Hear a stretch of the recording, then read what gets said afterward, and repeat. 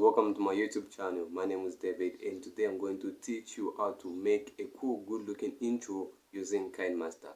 So make sure that you subscribe to this YouTube channel, and I don't want to waste much of your time. Let's get started. How to Media.